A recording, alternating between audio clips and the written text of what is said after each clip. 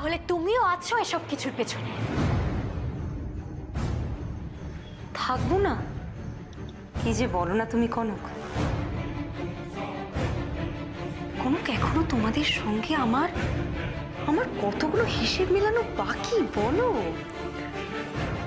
আজ একটা সত্যি কথা বলবে তিস্তা, কি পেলে এসব কিছু করে? কি পাইনি? কি পাইনি? ক্ষমতা, প্রপার্টি, ভালোবাসা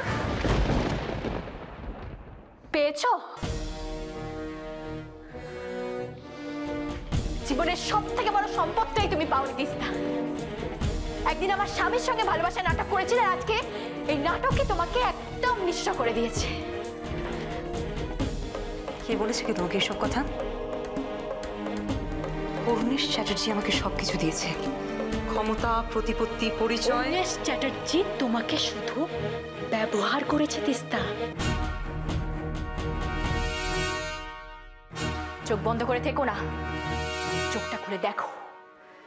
স্বামী, সন্তান, কোনটা তোমার তিস্তা?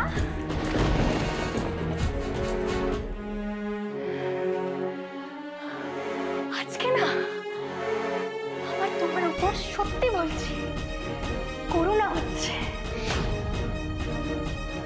কিন্তু এই সবকিছুর জন্য দায়ী কে কনক? তুমি আর তোমার মা ইন্দিরা চৌধুরী। আর আমি যদি কিছু না পেয়ে থাকি তাহলে আমি তো তোমাকেও কিছু পেতে দেব না।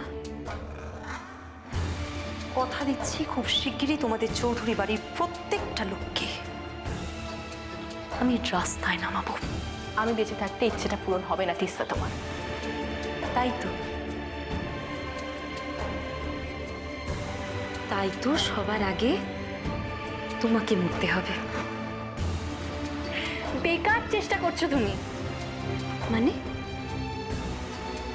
জন্ম, মৃত্যু, বিয়ে, 3 বিধাতা নিয়ে আমার ছেলেকেও তো মেরে ফেলতে চেয়েছি,